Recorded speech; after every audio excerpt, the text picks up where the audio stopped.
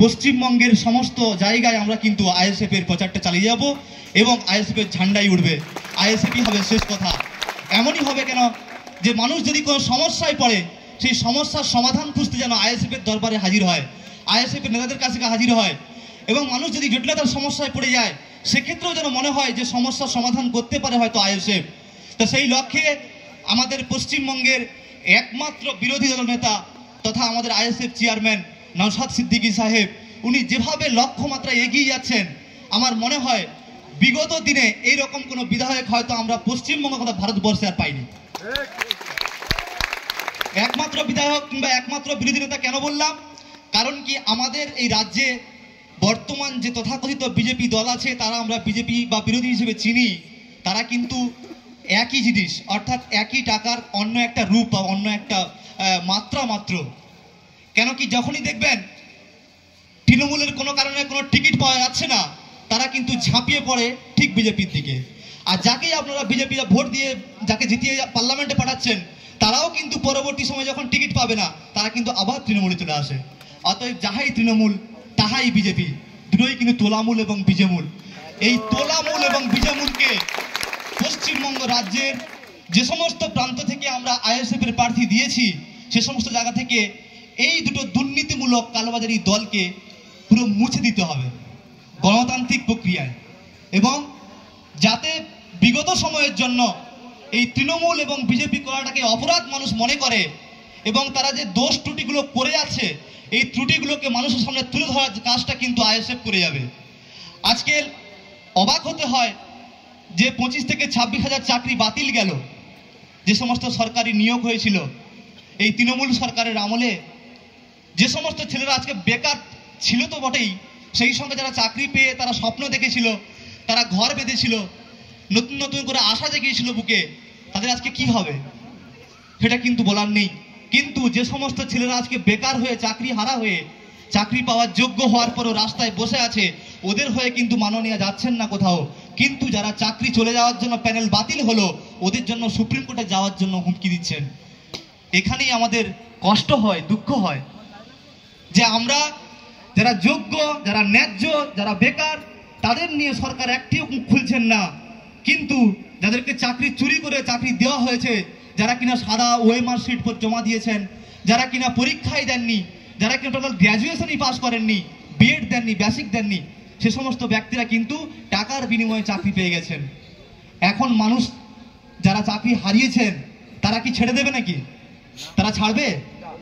তারা তো মনে হয় তৃণমূলের যারা যে সমস্ত যারা তোলা তুলেছিলেন ওদের বাড়িতেই হামলা করে বলে মনে হয়।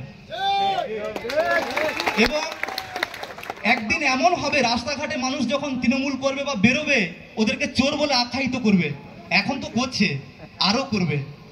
আর বর্তমান এত দুর্নীতি এত চুরির পরেও তৃণমূলের সঙ্গে যারা ঘুরছে তাদেরকে বুঝতে হবে হয় ওরা স্বার্থের জন্য ঘুরছে আর না হয় কোনো কিছু ধান্দা আছে, তাছাড়া কিন্তু আর টিএমসির সঙ্গে কেউ নেই। যদি সেই ব্যক্তি সত্যি করে মানসিকতা এবং মানবিকতা থাকে মানুষের মধ্যে, আমার তো মনে হয় তৃণমূল এবং বিজেপি করাটা হয়তো ওর পক্ষে যোগ্য নয়। এবং মানুষ সত্যি বলতে কি প্রকৃতি যারা মানব সন্তান তারা বলে ওনার যে দুর্নীতি হয়েছে এই দুর্নীতির বিরুদ্ধে মনে হয় আর টিএমসি বা বিজেপি করবে না। আমাদের যাদবপুর লোকসভা থেকে আইএসএফ দল তথা আমাদের চেয়ারম্যান নওশাদ সিদ্দিকী সাহেব আমাকে প্রার্থী করেছেন এবং সেই সঙ্গে সঙ্গে আমার দায়িত্ব হয়তো আরও একটু বেড়ে গেল। এবং সেই সঙ্গে সঙ্গে এটাও বলি যে এই যাদবপুরের প্রার্থী কি করে জিতবে এবং কত মার্জিনে জিতবে এটাও কিন্তু ঠিক করবেন কিন্তু আপনারা।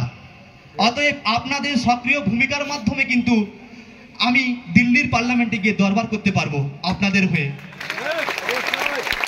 যাদবপুরের লোকসভার মধ্যে বিভিন্ন বিধানসভা পড়ে, 7টি বিধানসভার মধ্যে প্রধান যেটা গ্রামীণ অঞ্চল পড়ে বা গ্রামীণ বিধানসভা পড়ে তার মধ্যে ভাঙড়টাও পড়ে, সেই সঙ্গে সঙ্গে বারুইপুর পূর্ব এবং বারুইপুর পশ্চিম, সোনারপুর দক্ষিণ এবং সোনারপুর উত্তরের কিছুটা অংশ।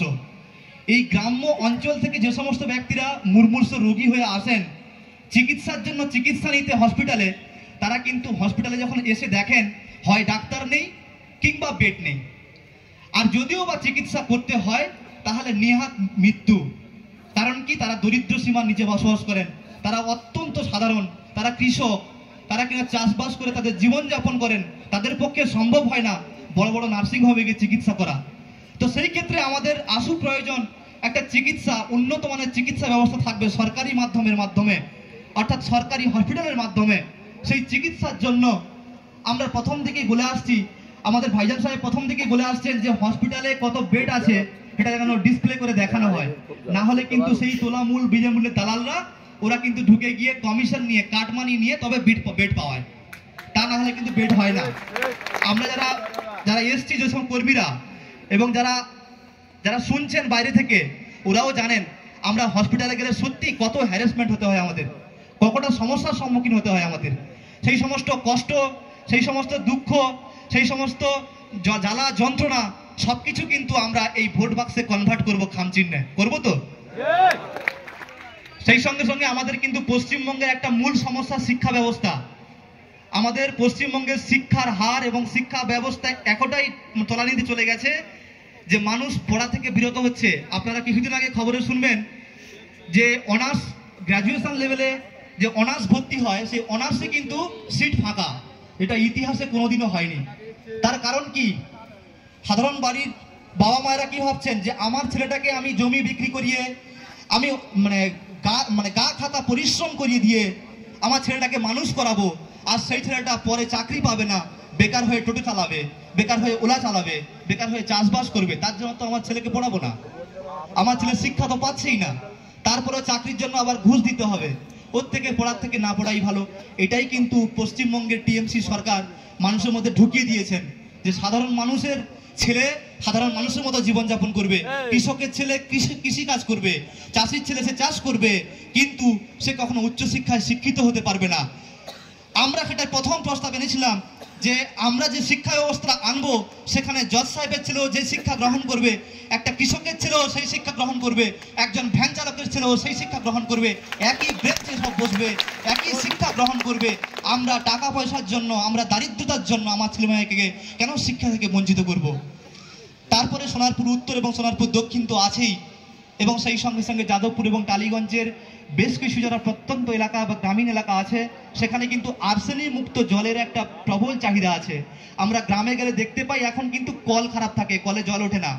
কল থাকে বাট কলে জল নেই, যদিও বা জল ওঠে সেটা খাওয়ার উপযোগ্য নয়, হয় আয়রন থাকে কিংবা আর্সেনিক। এতে আমরা বিপদের কোলে ঢলে যাচ্ছি, আর সরকার এটা নিয়ে তামাশা খেলছে, আমাদের জীবনকে নিয়ে ছিনিবিনি খেলছে। তাই এই ছিনিবিনির জবাবটাকে দিতে হবে খামচিহ্নের মাধ্যমে। হবে তো? যাদবপুর থেকে প্রার্থী জেরবে তবে তো? যাই হোক, চেয়ারম্যান সাহেব এসছেন এবং ওনার অন্যান্য প্রোগ্রামও আছেন, তো সেই কারণের জন্য আর বেশি দীর্ঘায়িত করবেন না। আপনাদের সকলকে অসংখ্য অসংখ্য ধন্যবাদ জানাই। আইএসএফ জিন্দাবাদ, ইন্ডিয়ান সেকুলার ফ্রন্ট জিন্দাবাদ, নওশাদ সিদ্দিকী সাহেব জিন্দাবাদ, এবং সেই সঙ্গে সঙ্গে আপনারা আপামর কর্মীরা এসছেন তাদের সকলকে অসংখ্য অসংখ্য ধন্যবাদ এবং জিন্দাবাদ।